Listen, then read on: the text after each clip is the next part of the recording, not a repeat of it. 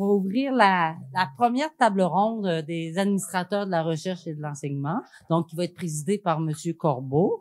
On va avoir en présence Madame Eugénie Brouillet, Madame Fusaro, Monsieur Frémont, et on va avoir des rapporteurs, Monsieur Jean-Christophe Bellil-Pipon et Nicolas Meister.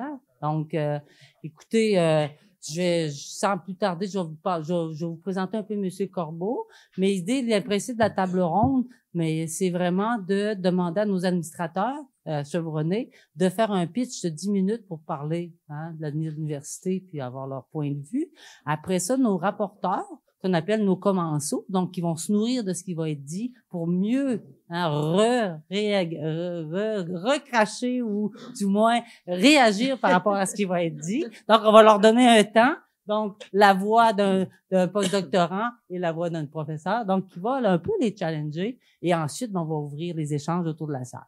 Bon, voilà. Donc, Monsieur Corbeau, je n'ai pas besoin de beaucoup de présentation, mais quand même, hein. C'est notre docteur en philosophie qui a été professeur en sciences politiques à l'UQAM dès sa création en 69. Il a occupé plusieurs postes de gestion à l'UQAM, dont celui de recteur. Il a assumé des mandats d'études et de recommandations pour divers ministères du gouvernement du Québec en matière d'éducation, de culture, de muséologie, de patrimoine, de sécurité publique. Il est membre du Conseil supérieur de l'éducation. Il préside le comité de surveillance des activités de l'unité permanente anticorruption. À Montréal, depuis 2005, il préside la table de concertation du Mont-Royal. Il est l'auteur de 2 d'ouvrages sur le Québec, son système d'éducation. Il est membre de la Société royale du Canada et officier de l'Ordre national du Québec. Il est aussi membre de notre chantier Créativité et Intersectionnalité. Donc, l'honneur de donner la parole à M. Corbeau. Merci, Denise. Mesdames et messieurs, rapidement, je remercie pour ma part Rémi Quirion et son équipe de m'avoir invité à cet événement. Quand j'étais recteur, je rêvais de choses universitaires, mais j'ai eu une brassée de cauchemars aussi.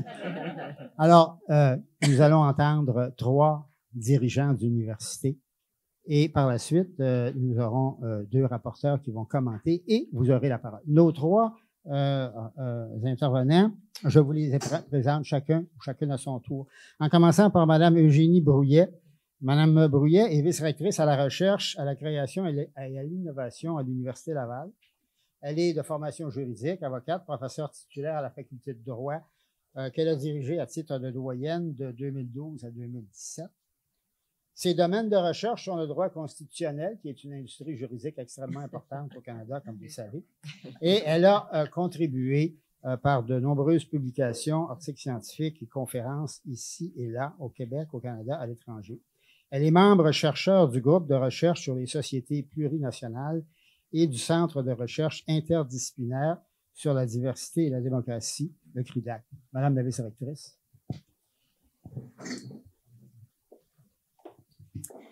Merci beaucoup, Monsieur Corbeau.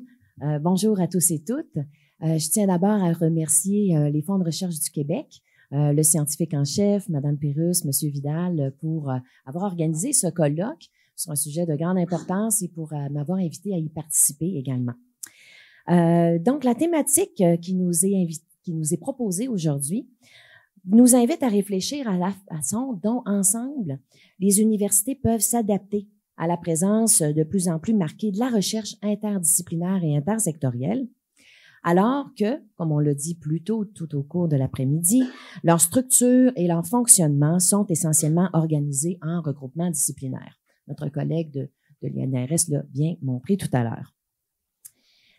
Alors que, contrairement à ce qu'on pourrait avoir tendance à penser, l'interdisciplinarité n'est pas une question nouvelle. Elle se pose au monde universitaire et au monde scientifique depuis aussi loin que remonte la structuration des connaissances en discipline à partir de la seconde moitié du 17e siècle. Donc, depuis ce temps, des disciplines émergent, se développent, se transforment et parfois disparaissent. Au cours de l'histoire, les disciplines se sont multipliées dans une démarche de distinction et de spécialisation, mais elles se sont aussi parfois unifiées pour répondre à des besoins d'intégration dans une science plus englobante. La création de la chimie et de la biologie, qui ont ensuite donné naissance à la biochimie, on en a parlé tout à l'heure, est un bel exemple. Nous pourrions en dire autant plus récemment, par exemple, de la neurophotonique. La transformation des disciplines est donc naturelle et celles-ci suivent des processus de scission et de fusion selon les questions auxquelles elles veulent trouver réponse.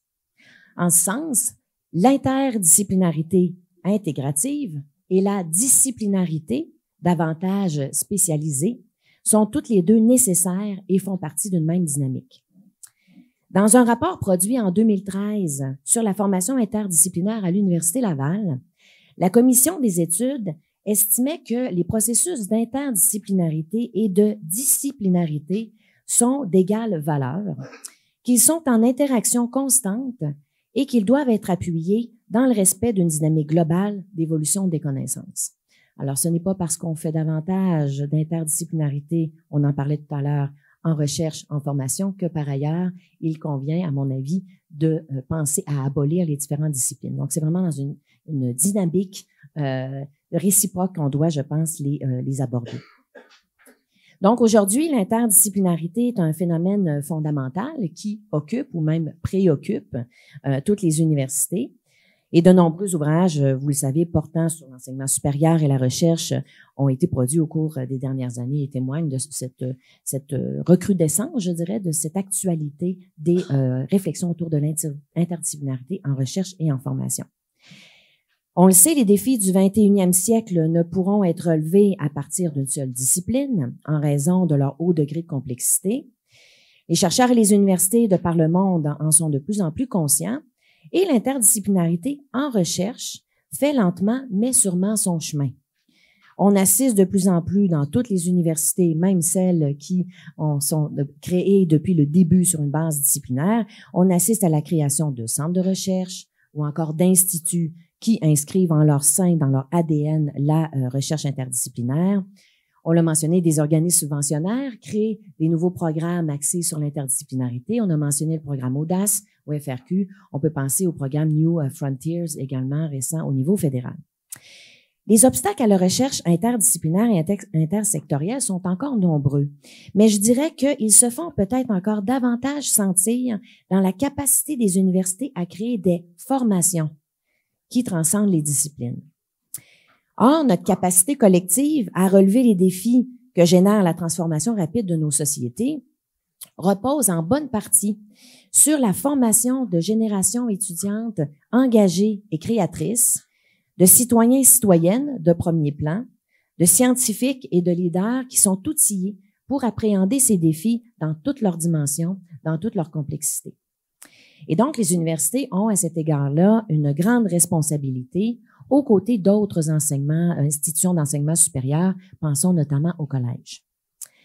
Alors, que ce soit les défis que pose la pénurie de la main-d'œuvre, les transformations numériques, la lutte au changement climatique, on l'a mentionné tout à l'heure, ou encore les impératifs du vivre ensemble dans un monde de plus en plus traversé par la pluralité des identités, des valeurs et des modes de vie. Donc, c'est seulement quelques exemples, mais tous ces défis, les universités sont interpellées et doivent adapter leur offre de formation afin de poursuivre avec pertinence leur mission d'enseignement, de recherche dans un contexte de grande mouvance.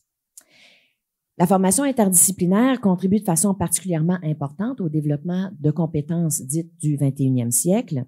Et à l'inverse, ces compétences facilitent la formation interdisciplinaire. Donc, cette synergie constitue sans aucun doute une des composantes les plus importantes des missions de formation des universités aujourd'hui. Le défi de l'intégration de disciplines variées et complémentaires pour satisfaire des besoins de formation constitue, je le disais, un grand défi pour les universités. Cette intégration repose sur une dynamique d'échange et d'ouverture, mais la structure administrative des unités, facultés ou départements, bâtie principalement autour de regroupements disciplinaires, n'est pas facilitante à cet égard.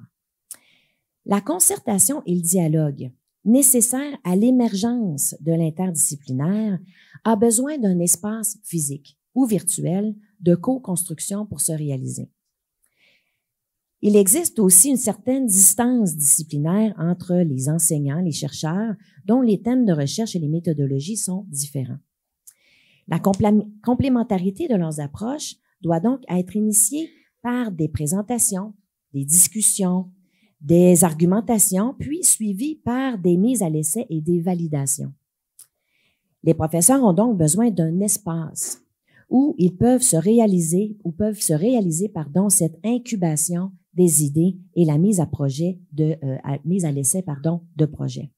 Et les universités auraient avantage à créer davantage de ce lieu, de ces espaces de dialogue et de concertation pour qu'émergent des idées, notamment de formation interdisciplinaire ou intersectorielle.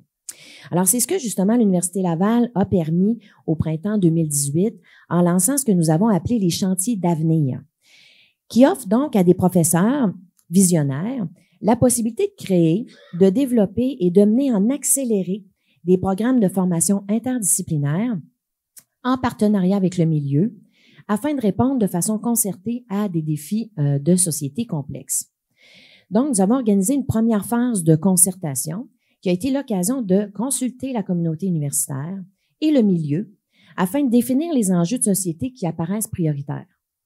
Alors, on a créé des occasions d'échange interdisciplinaires et ensuite créé un vaste appel à projets pour recueillir des propositions préliminaires de chantiers d'avenir. Ensuite, c'est suivi une sélection des projets et une phase d'idéation et de conception au cours de laquelle les équipes interdisciplinaires de professeurs ont été accompagnées par des gens du vice-rectorat à la recherche, des études, leur faculté, au niveau de la recherche et de la pédagogie. Donc, on a lancé 2 chantiers qui vont débuter en septembre prochain, l'un en innovation numérique, l'autre en intelligence urbaine. Le premier prend la forme d'une maîtrise sur mesure en innovation numérique et s'adresse notamment à des étudiants en administration, communication, droit, génie industriel, informatique et logiciel et en musicologie. Je m'explique, c'est que la première cohorte d'étudiants de l'automne prochain va travailler en étroite collaboration avec les sociétés de gestion des droits d'auteur de l'industrie musicale pour les aider à compléter avec succès leur virage numérique. Donc, à chaque année, il y aura une nouvelle cohorte dans le cadre de ce programme et des projets en partenariat avec le milieu vont être le lieu de synergie entre les étudiants de ces différentes disciplines. Le second chantier porte, quant à lui, la forme d'une maîtrise professionnelle sur mesure, axée sur la réalisation de projets de recherche et de développement liés aux défis urbains et structuré autour de 4 axes, sécurité, mobilité, gouvernance et éducation 4.0. Et donc, les étudiants en données massives, éducation, génie logiciel, kinésiologie, nutrition et psychologie sont notamment visés. Donc, ça vous donne un peu la diversité des profils recherchés. Et le projet vise l'élaboration de marqueurs et de biomarqueurs au service de la santé durable. Alors, avis aux intéressés, nous prenons toujours des inscriptions. On parlait tout à l'heure de susciter l'intérêt des étudiants. Alors ça, c'est un défi.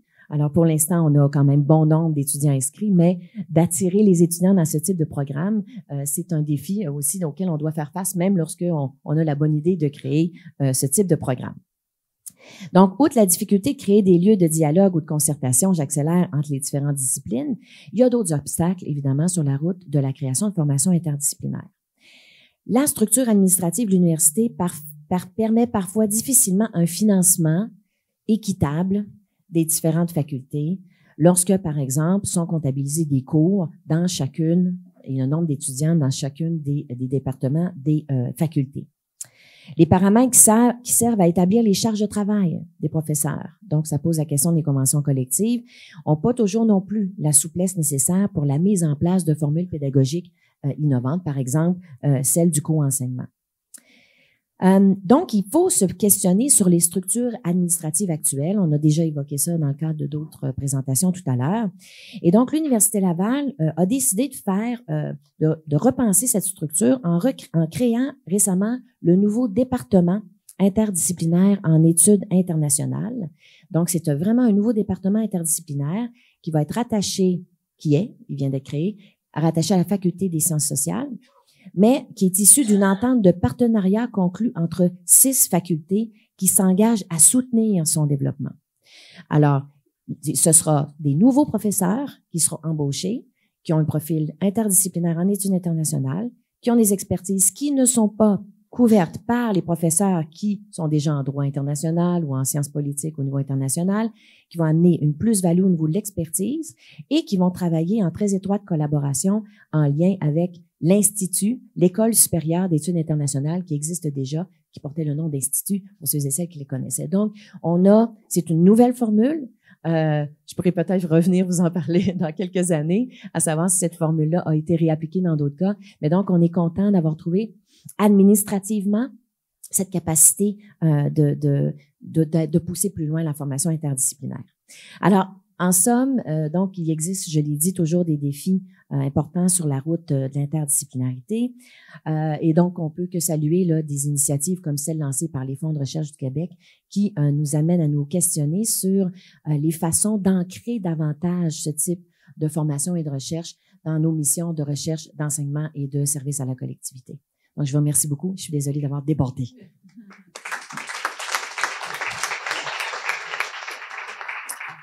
Merci, Madame Brouillette. J'ai maintenant plaisir à vous présenter la deuxième intervenante, Madame Magda Fusaro. Madame Fusaro, qui est titulaire d'un doctorat en communication et sciences de l'information de l'Université Paris 13, a été professeure au département de management et technologie de l'École des sciences de la gestion de l'UQAM de 2006 à 2016. Elle a été titulaire de la chaire UNESCO en communication et technologie pour le développement à partir de 2007 et a été nommée en début 2016 présidente du réseau des chaires UNESCO au Canada pour un mandat de 2 ans.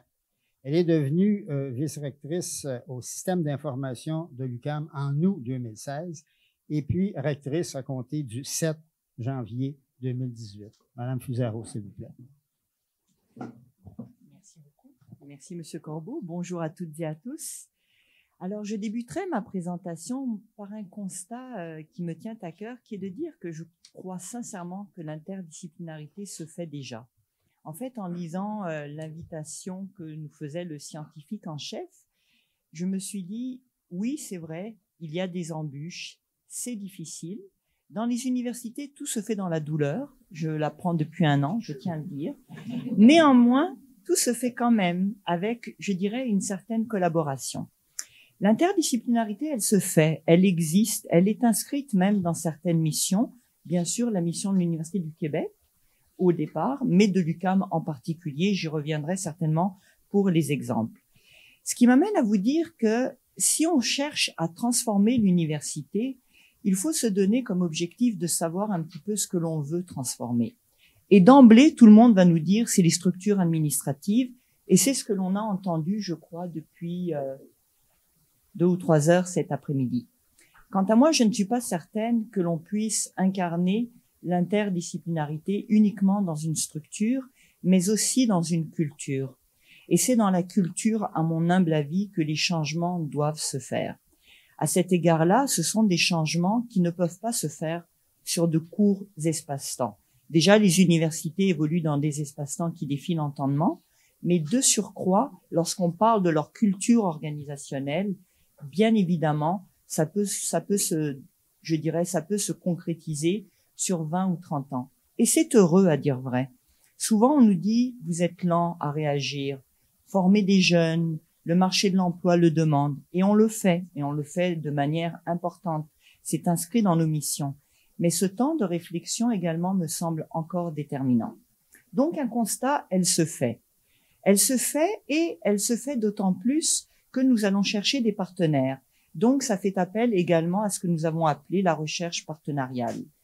Et l'intersectorialité, j'y reviendrai vers la fin de mon propos. Dans la recherche partenariale, c'est quelque chose qui a été développé, quant à moi, depuis la nuit des temps. Au tout début également des grandes universités, il y avait des recherches qui se faisaient aussi. Il n'y avait pas que de la recherche dite libre, où simplement on était dans une tour d'ivoire. On répondait aussi à des demandes. Aujourd'hui, les demandes deviennent un peu plus pressantes. Le laps de temps auquel on nous demande de répondre, c'est lui raccourci. Et les demandes viennent de tout ordre, des gouvernements, des fonds subventionnaires, de la société civile et d'un groupe d'acteurs dont on n'a pas parlé énormément, mais qui sont-ils? Allez, les étudiantes et les étudiants. Car à la question que quelqu'un a posée tout à l'heure, et je crois que c'était vous, qui finalement ou à qui devrait-on demander? Pour ma part, la réponse est imposée en 1 demi-seconde, c'est les étudiants et les étudiantes. Car je crois que ce sont eux aussi qui vont amener une grande partie du changement auquel on assiste. Deuxième élément de réflexion qu'appelait l'invitation, qui était de dire de quelle manière on veut transformer. Je nous inviterais à être prudents et prudentes. Pourquoi? Parce que les modèles, on aime tous faire des modèles. Nous sommes tous et toutes des théoriciens et des théoriciennes.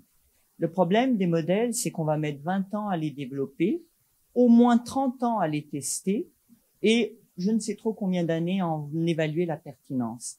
Or, si on retombe dans le piège du modèle, on est constamment amené à se coller à quelque chose. Un modèle, on tend vers un modèle. Et lorsqu'il est créé, on tente à le déconstruire parce que finalement, il ne correspond pas. Il est important de se dire, si on veut penser l'université du XXIe siècle, d'arrêter de penser justement en modèle. Premier élément. En pensée doctrinaire. Nous sommes les champions de toutes catégories pour faire des dogmes. Et ça s'érige dans des départements et donc dans des disciplines. Qui parmi les administrateurs et administratrices ici n'a pas 2 ou 3 départements en chicane aujourd'hui? C'est incroyable. Donc, c'est difficile également parce que ces modèles vont fermer la porte à ce que l'on cherche, la transformation. Le troisième élément auquel je nous invite à réfléchir, c'est la reddition de comptes. Vous avez dit qu'on était désormais les universités multidimensionnelles. C'est heureux, Monsieur Fuchs, c'est vrai, mais dans la multidimension, nous ne rendons plus compte uniquement à nos étudiantes et nos étudiants, mais nous rendons compte à un ensemble d'intervenants. C'est important, la reddition de comptes et l'imputabilité. Ce faisant, nous ajoutons également encore je dirais, des délais. Donc, dès que l'on veut modifier quelque chose, il faut demander la permission, d'une certaine manière, à tout à chacun. Alors, consulter, oui, mais jusqu'où on doit aller pour consulter? Ce qui m'amène à vous demander également, qu'est-ce qu'on veut inventer comme modèle d'université? Regardons un petit peu les universités actuelles du Québec. Généralement, je pense pouvoir dire, après 1 an de discussion avec mes collègues, elles fonctionnent bien, nos universités. Elles pratiquent l'interdisciplinarité, elles pratiquent même l'interuniversité puisque nos chercheurs collaborent. Et dans les programmes de formation, vous avez eu ma collègue qui vient d'illustrer de quelle manière elle s'incarne. Et je vais démontrer avec quelques exemples à l'UQAM qu'elle se fait depuis longtemps. Le premier élément, c'est Monsieur Lucanin Giraldo qui l'a cité, ce sont les instituts. Les instituts sont par essence intra, multi, transdisciplinaires. Ce sont des regroupements de chercheurs, de professeurs qui permettent l'intégration pour un même objet d'une vision partagée par un ensemble de professeurs. Et chargés de cours, bien évidemment, parce qu'effectivement, il y a d'autres corps d'emploi qui contribuent. Mais au-delà des instituts qui offrent des cours et qui font de la recherche, il y a nos propres programmes. Et dans nos programmes, nous tendons déjà, et ce depuis plusieurs années, à introduire des corpus de formation qui ne sont pas en lien spécifiquement avec la discipline. 2 exemples à l'UQAM, la maîtrise en informatique de gestion qui a 40 ans, je crois. Donc, d'emblée, on a associé 2 disciplines, informatique et administration, gestion, pour pouvoir donner un programme de formation. Les études féministes également, où on a intégré au sein d'un corpus l'histoire, l'anthropo, la socio et d'autres disciplines. Donc cela se fait énormément. Comment ça se fait alors que si ça se fait autant, on continue autant d'en parler ou de la rechercher? Eh bien, je pense tout simplement c'est qu'on ne la valorise pas assez. Et ça me permet d'aborder le dernier élément. Le vrai problème pour moi, au-delà de tout ce qu'on a dit aujourd'hui, c'est l'évaluation par les pairs. Lorsqu'un professeur va se faire évaluer par ses pairs, eh bien, il va devoir démontrer qu'il a fait croître sa discipline et qu'il a répondu aux objectifs de son département. Alors, dès qu'il va sortir des sentiers battus, automatiquement, qu'est-ce qui va se passer? Il va en payer le prix. Et parfois, je vous assure, nos systèmes sont très, très sévères, pour ne pas dire difficiles ou exigeants. Ils vont en payer, pardonnez-moi, j'en perds ma voix, je ne suis pas émue, mais ils vont vraiment le payer en termes de prix de carrière. Donc, je pense que si le changement que l'on souhaite aujourd'hui se donner, ou à tout le moins proposer un nouveau changement, c'est bien celui de l'évaluation. et de revoir nos mécanismes d'évaluation, certes à l'interne, mais pas seulement. Un des aspects tout simples, on en parlait tout à l'heure, on dit que ça doit se faire par des comités de pairs. Oui, mais pas uniquement par des comités de pairs de l'interne. Il faudrait que nos comités de pairs soient, par exemple, vraiment de l'externe. Enfin, je vais conclure sur un autre élément qui m'importe. C'est celui que j'avais mis dans mon titre « Agilité et entropie ». On nous demande de plus en plus d'être flexible, d'être agile, de répondre, de modifier. Mais on le fait à une vitesse un peu moins rapide, je le disais. Mais parfois, l'entropie a du bon, parce qu'elle permet de stabiliser aussi des éléments de structure qui, eux, ou elles, pardonnez-moi, vont tendre à développer des nouveaux programmes, de nouveaux départements, de nouvelles disciplines. Et je conclus en disant que les universités sont réellement, ce qui m'importe le plus de mentionner peut-être, un bien commun. Et à partir du moment où on affirme et réaffirme l'importance de l'université comme un bien commun, c'est à nous, pas seulement à nous comme administrateurs, mais à nous collectivement, de tendre vers la protection de ce bien commun. Merci beaucoup.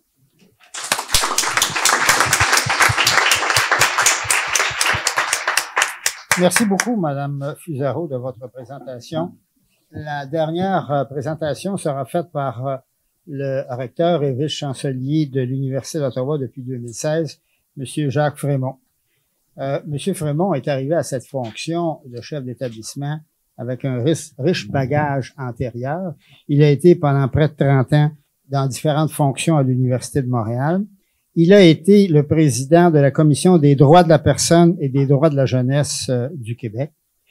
Et plusieurs organismes internationaux ont fait appel à son expertise dans des domaines tels les droits de la personne, la saine gouvernance, la démocratie. Il a dirigé également des projets de coopération internationale dans le domaine des droits de la personne et de la formation judiciaire. Monsieur le recteur. Merci, Monsieur Corbeau. Merci de l'invitation, Monsieur le scientifique en chef. 2 Ontariens cet après-midi, c'est rarissime. Alors, on s'en réjouit. Il faut croire que la crise de nerfs de l'hiver dernier ou de l'automne dernier a payé des dividendes. Donc, pour vous dire tout le plaisir que j'ai de revenir parmi mes collègues québécois. J'aurais envie de vous dire tout a été dit, mais tout n'a pas été dit, je pense. Et je me retrouve beaucoup dans les propos de mes deux prédécesseurs. Nous sommes en planification stratégique à l'Université d'Ottawa actuellement, ce qui nous a donné l'occasion depuis 7 ou 8 mois de réfléchir avec le milieu, au-delà des lieux communs. Dire, nous sommes pour l'enseignement de pointe, la recherche de pointe, tous ces lieux communs qu'on retrouve dans tous les plans stratégiques des universités. On a réglé ça en 3 semaines. Ce qui nous intéresse, c'est après. Qu'est-ce qui nous distingue? Quelle différence nous allons faire? Et parmi les conclusions très claires, il nous faut une université agile, une université résiliente, une université pertinente et qui a un impact et à tous égards. Alors, ça va faire partie dans quelques semaines, quand on va publier les orientations stratégiques, ça va être au cœur de nos orientations stratégiques. Laissez-moi vous conter une petite histoire. Il y a un opéra, notre école de musique fait un opéra tous les ans. C'était Don Giovanni cette année. Il y avait un magnifique chanteur. Et à la pause, il y a quelqu'un qui vient me voir qui dit, vous savez, c'est mon fils qui chante. Ah oui, félicitations, etc. D'ailleurs, c'est comme vous et moi, c'est un constitutionnaliste qui est venu me voir. Donc, la Ligue du vieux poil, on se connaît. Alors, il dit, c'est mon fils. Et il dit, il est étudiant en informatique. Il dit, ah bon? Génie informatique. Et il chante de l'opéra. Et c'est exigeant quand Don Giovanni le chantait au complet d'un bout à l'autre, quand on étudie en informatique, en génie, c'est quand même quelque chose.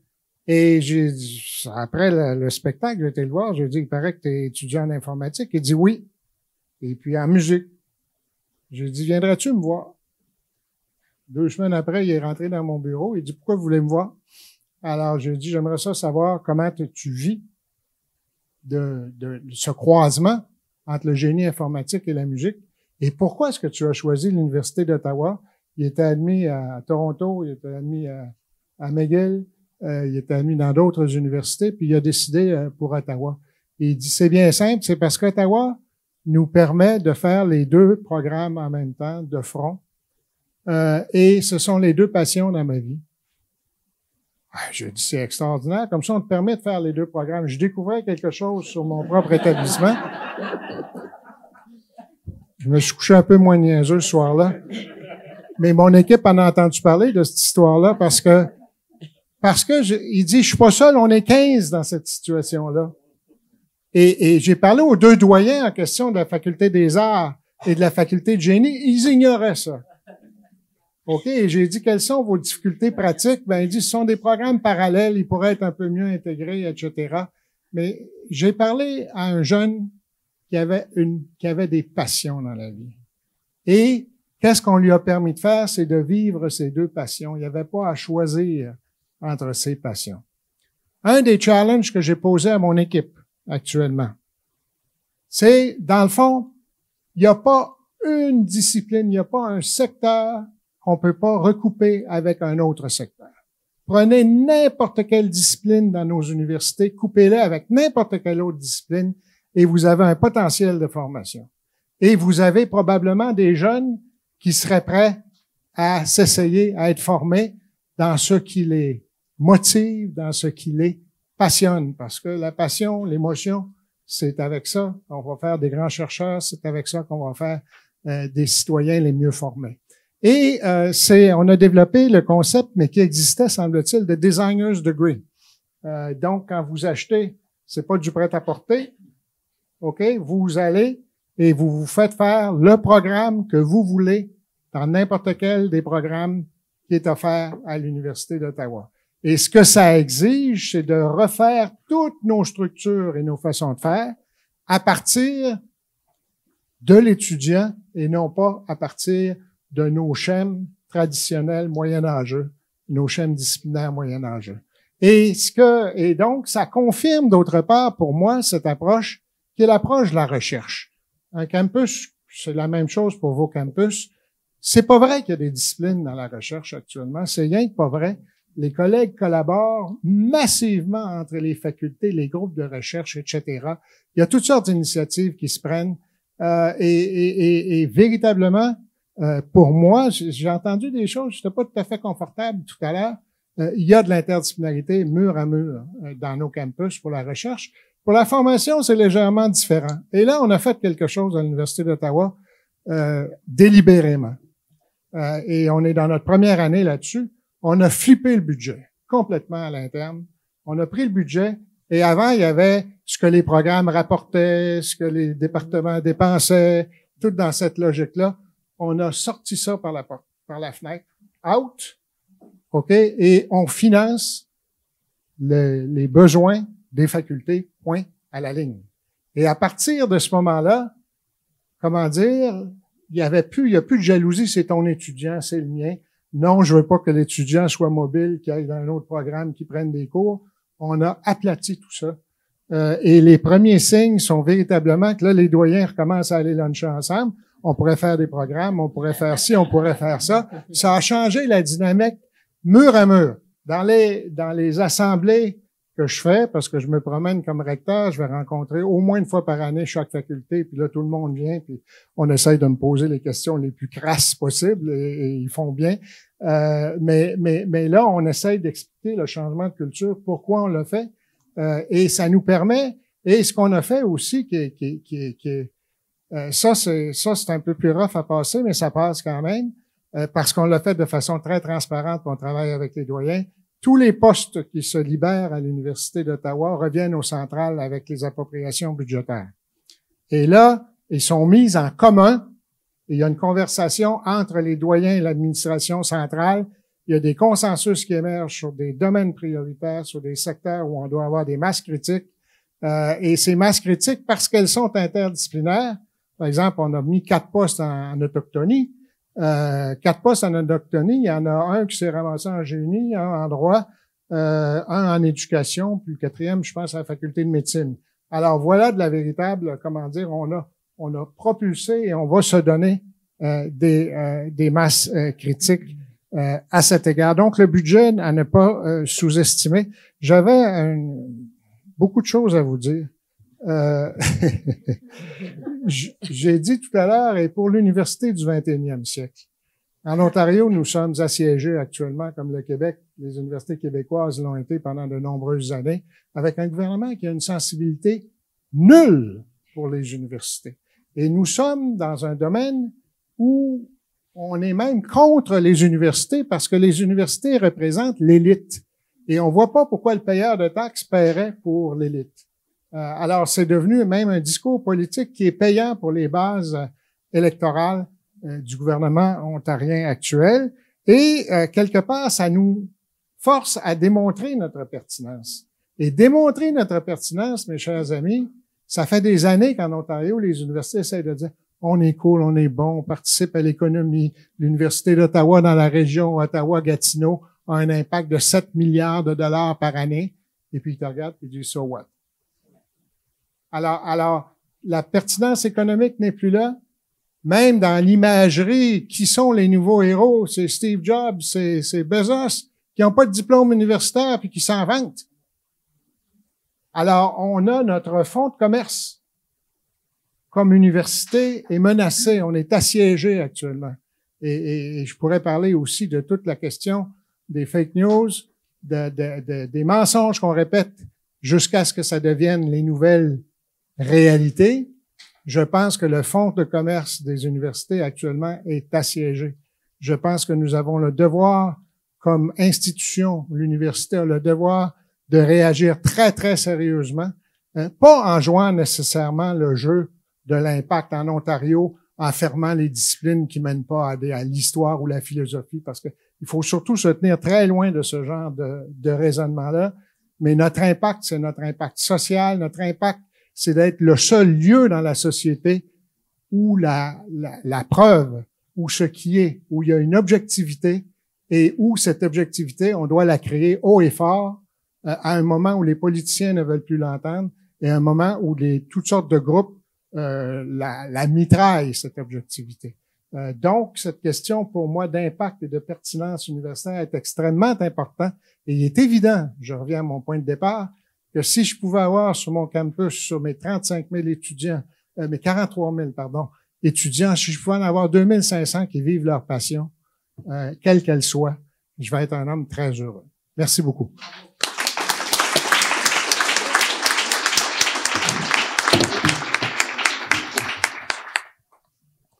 Merci, Monsieur Frémont, de cette présentation. Avant de vous donner la parole, mesdames et messieurs, nous avons deux personnes qui ont accepté de réagir les premières à ces présentations. Je vous les présente l'une après l'autre, en commençant par à ma droite, Jean-Christophe Bellil-Pipon, qui est chercheur postdoctoral au Petrie Flom Center for Health Law Policy, Biotechnology and Bioethics à Harvard, école de droit. Ces recherches ont pour objectif d'aider les décideurs à se conformer à des normes éthiques afin de garantir que les activités commerciales dans le secteur de la santé soient durables et mutuellement bénéfiques pour tous les intéressés. Monsieur Bellil-Pipon est aussi membre du conseil d'administration du Fonds de recherche Québec Santé et président du comité intersectoriel étudiant. Alors, je vous invite à réagir tout de suite. Excellent. À ce que vous avez entendu. Merci. Merci beaucoup. Énormément de contenu. Je pense que ça va être très difficile de résumer ou de réagir, mais je vais commencer par une chose, peut-être même à l'image du nouveau logo de l'ACFA, c'est-à-dire des guillemets. Donc, avec une citation qui m'a interpellé, je pense que c'est par Madame Fusaro, justement. Tout se fait dans la douleur à l'université. J'éviterais d'utiliser ce sales pitch-là aux étudiants parce que ça va être difficile pour eux de vouloir s'engager encore plus à l'université avec ça. Mais blague à part, ce que j'ai beaucoup apprécié, c'est cette idée-là, en fait, d'entropie.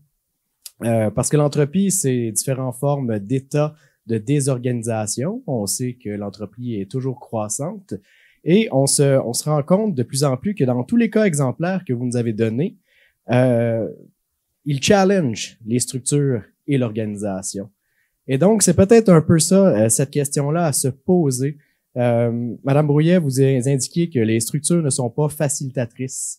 Madame Fusaro, vous disiez que en même temps que les structures ne sont pas uniquement à blâmer.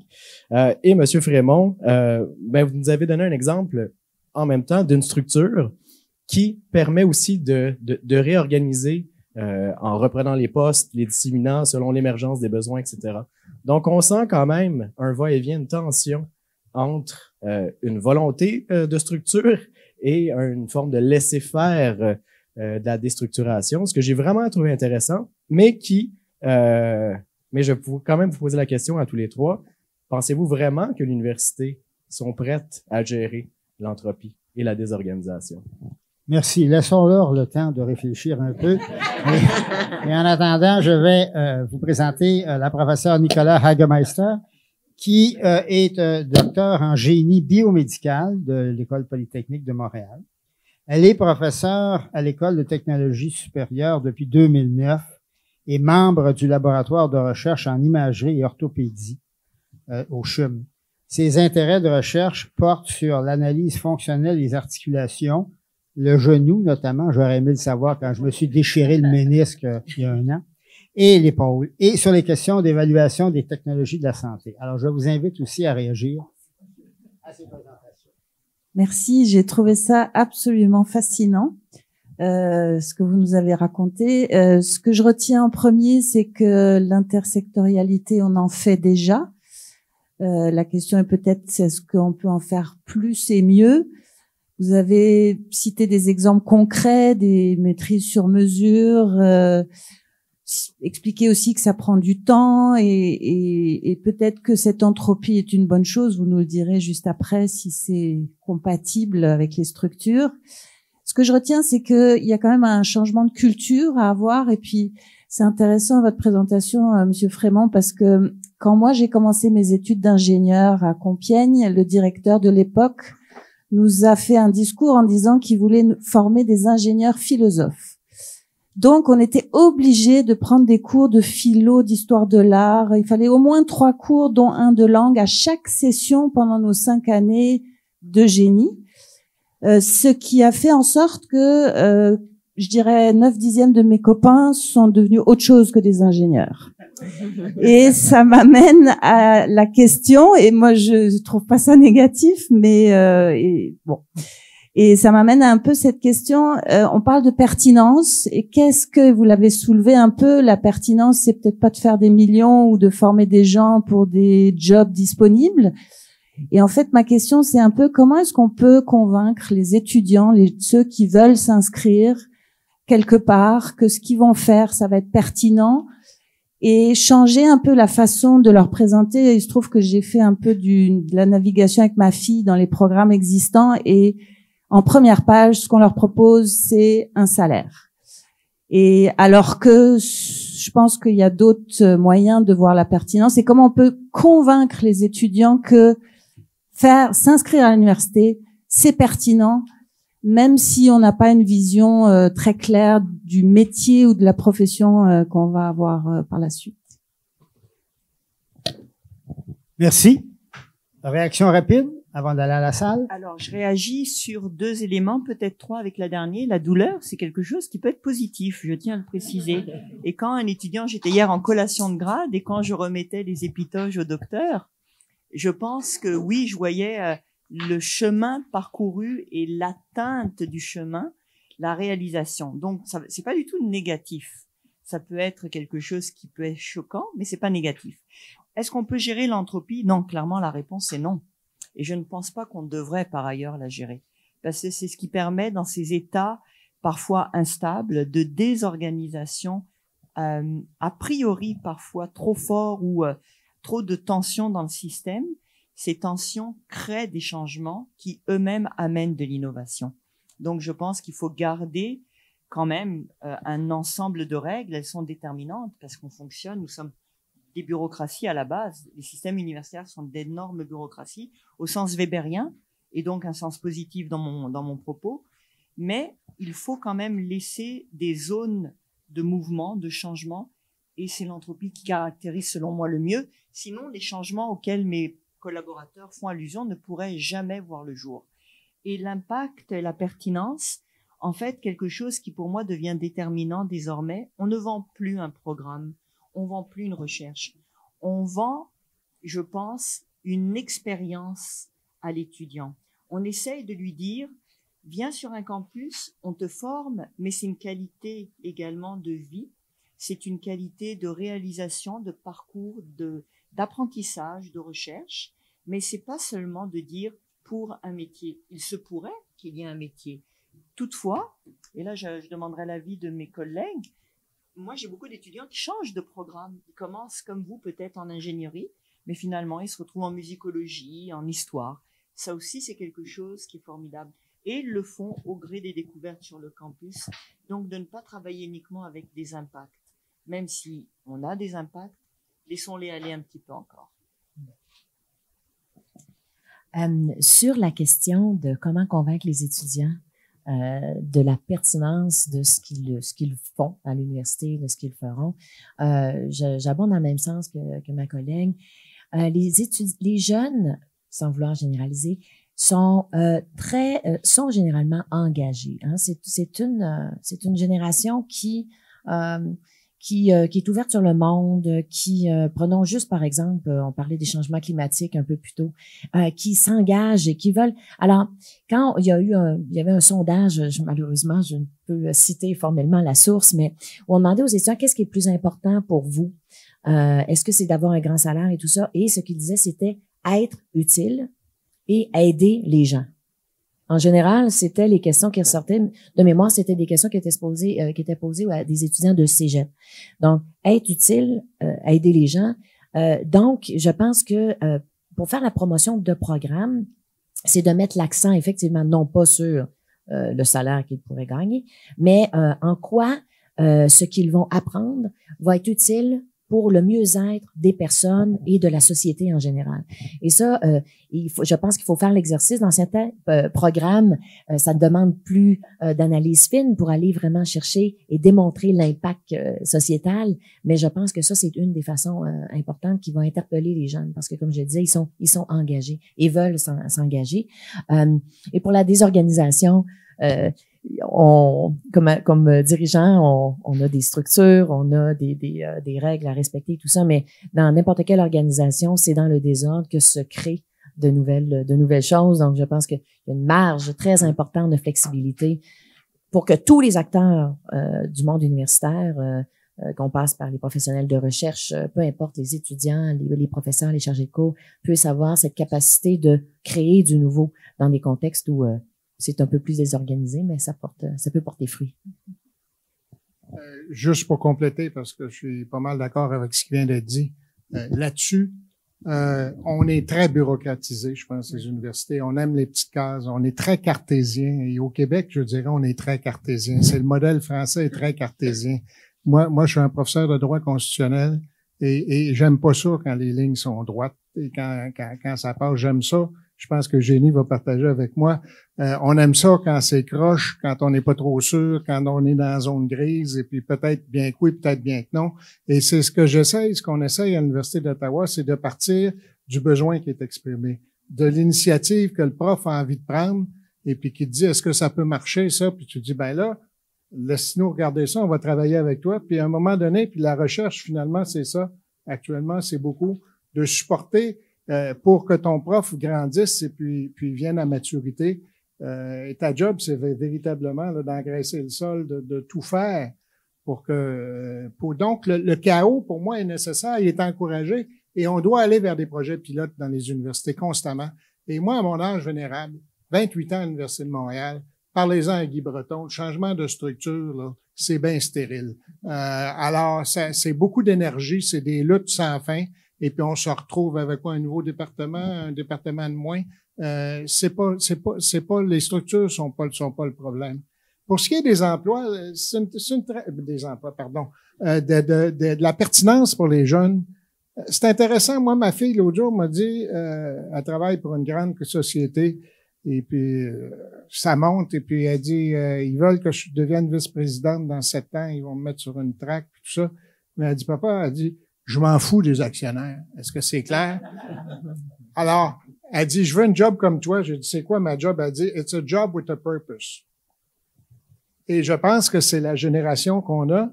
C'est tout à fait ce qui vient d'être dit.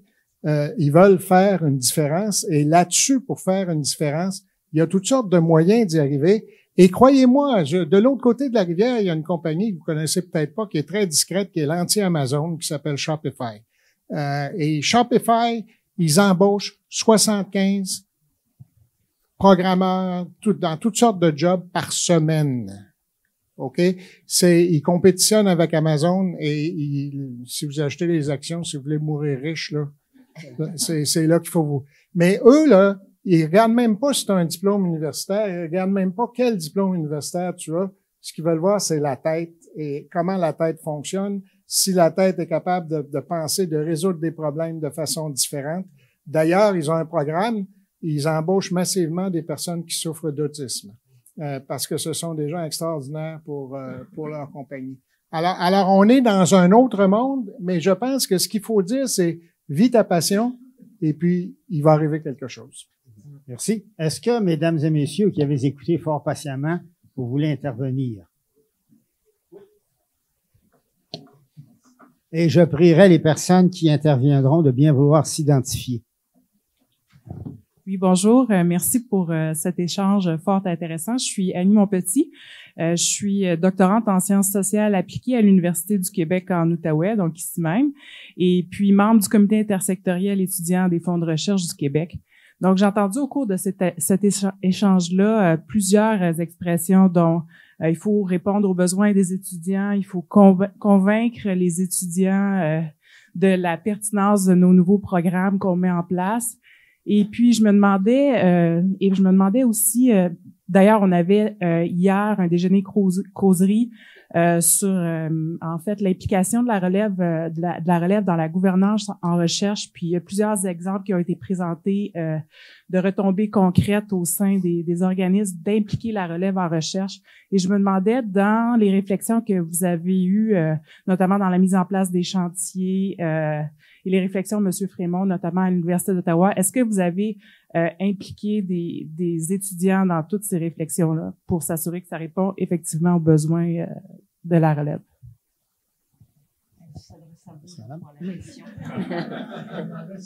Le short answer, c'est en théorie, oui. Moi, j'ai eu un problème à l'Université d'Ottawa. On a été obligé de sacrer dehors le syndicat étudiant, la fédération étudiante cette année pour cause de fraude massive.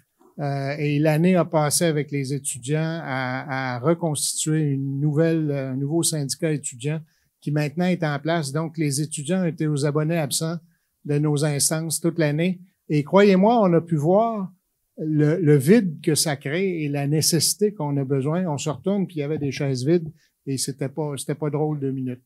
Mais on essaie comme d'habitude, là, d'associer les étudiants au complet.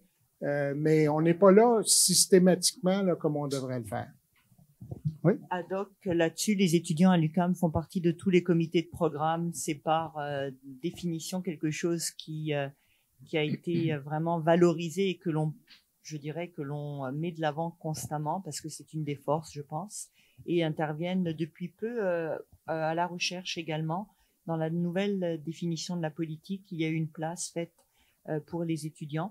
Et ils interviennent bien sûr à toutes nos instances, CA, commission des études, conseil académique, à l'exception des départements qui gèrent la vie des départementales, donc des professeurs. Donc ils participent beaucoup, je pense, oui.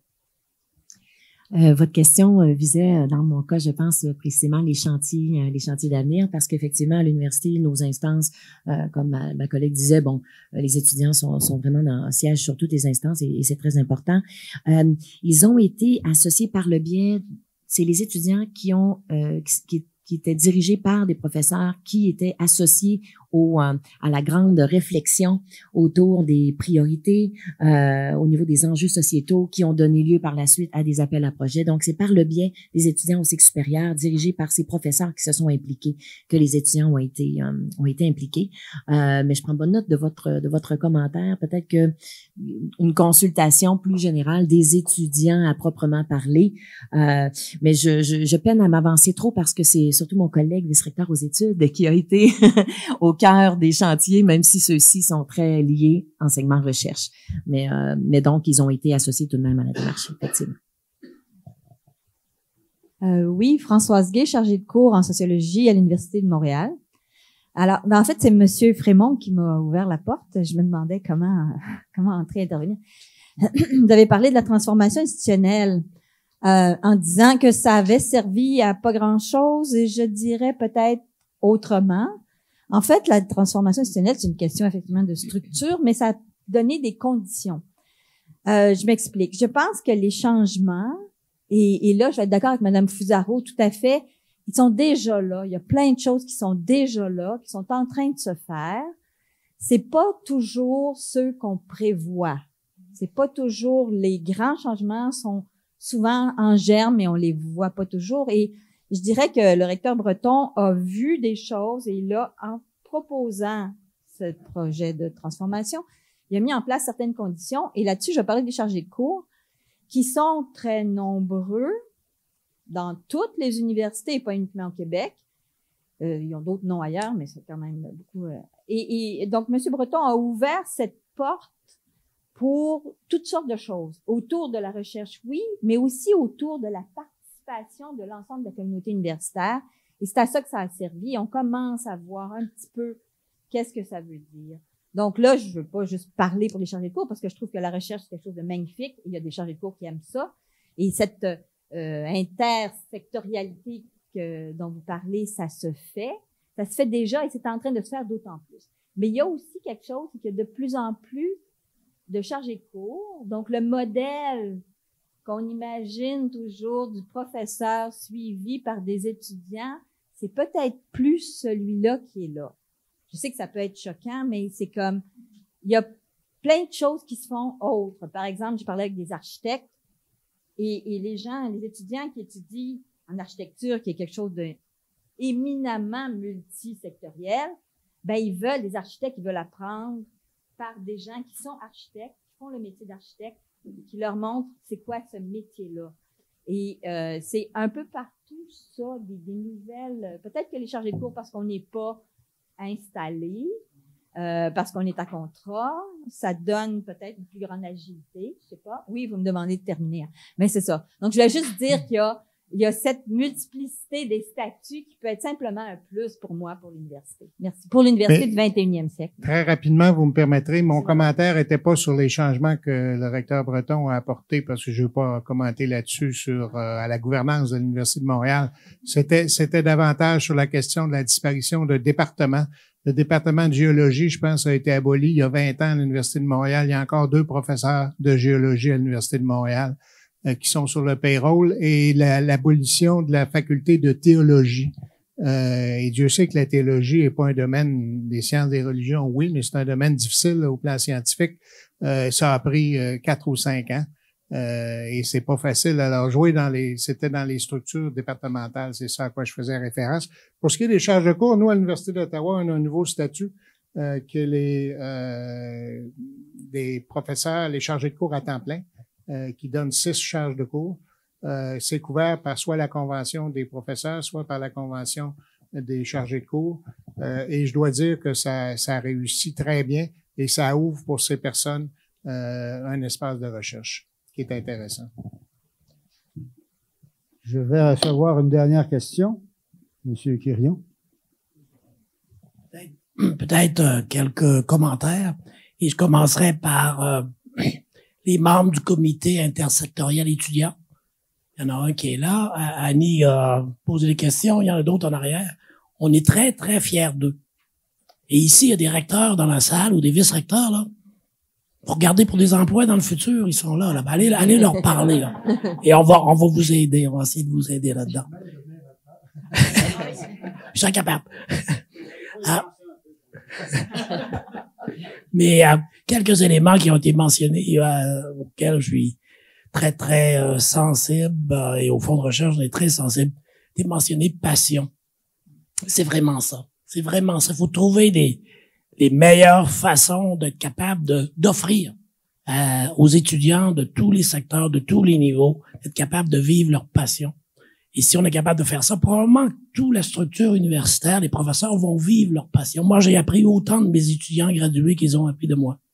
Donc, je pense que d'être capable de travailler avec vous, de consulter les étudiants, c'est gagnant-gagnant pour tout le monde. À l'intersectorialité, disciplinarité, il s'en fait beaucoup. Ça, c'est très vrai. Je faisais partie d'un institut où il y en avait beaucoup en santé mentale. C'est un peu le nerf de la guerre. Mais ça reste encore relativement mal connu et très certainement, comme disait Magda, mal reconnu. En particulier par les pairs. Et là, il y a du travail à faire pour nous au Fonds de recherche, pour les conseils subventionnaires fédéraux et pour les universités, pour trouver de meilleures façons. Parce que le pire ennemi du jeune ou de la jeune chercheuse en biochimie qui entre dans un département de biochimie, c'est pas le recteur ou le vice-recteur, là. La vice-rectrice, c'est souvent le collègue biochimiste à côté qui dit « Pourquoi tu perds ton temps à faire ça? Tu devrais publier un autre papier dans Nature. » Donc là, on a des gros défis. C'est pas réglé, mais on va travailler avec la communauté académique.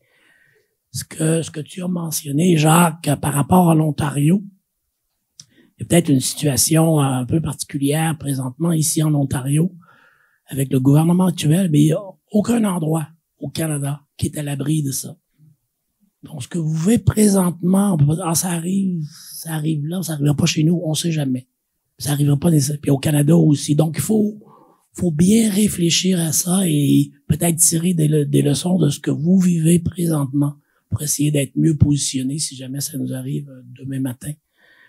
Et peut-être en terminant, je sais pas, je n'ai pas parlé du tout, il est à l'autre bout de la salle sur son téléphone, mais Martin Maltais. Alors, on a parlé peut-être de silo entre éducation, enseignement supérieur et ce qui est recherche et innovation, mais il y a Martin qui est là, qui est finalement un peu l'observateur du ministère de l'Éducation et de l'Enseignement supérieur aujourd'hui, un rôle très important qui va nous amener à développer les stratégies là pour l'université de demain. Je sais pas si Martin, tu voulais faire quelques commentaires à chaud comme ça.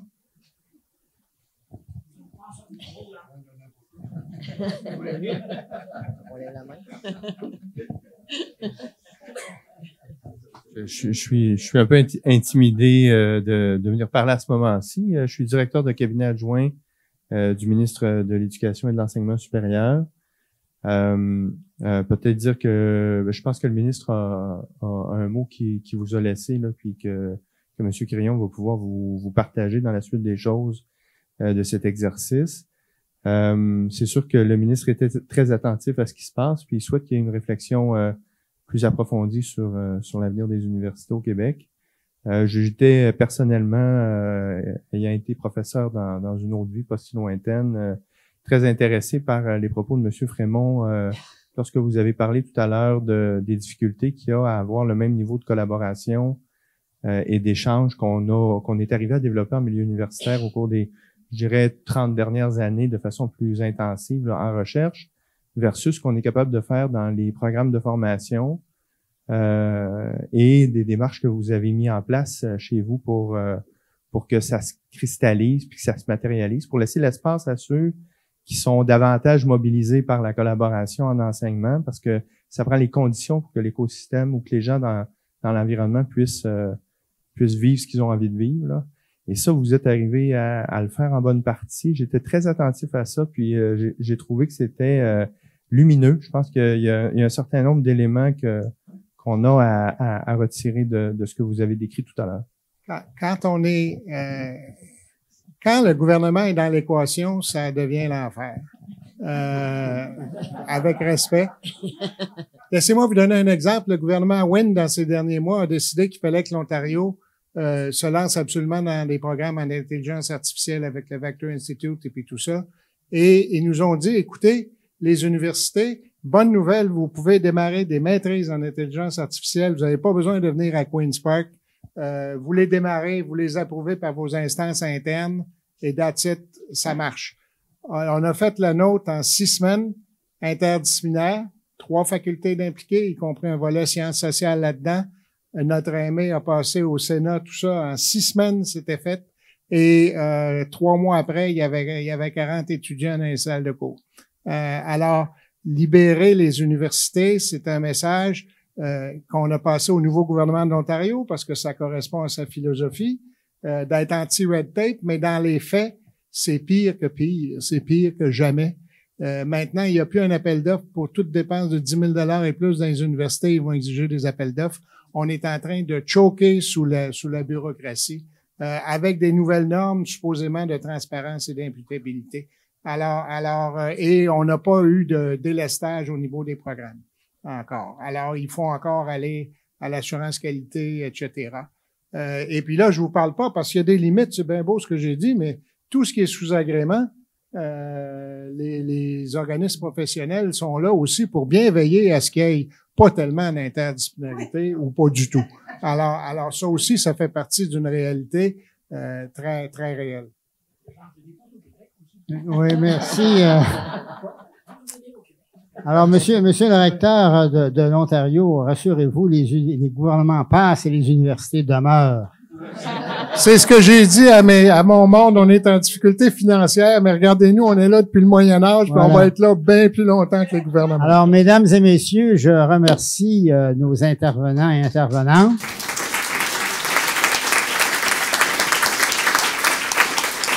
Je vous remercie également de votre écoute fort attentive et je vous rappelle qu'il y a un cocktail qui vous est offert maintenant à l'Espace Radio-Canada. Merci et à demain. Merci beaucoup. On est pas mal sur la même longueur d'onde, sans s'être parler.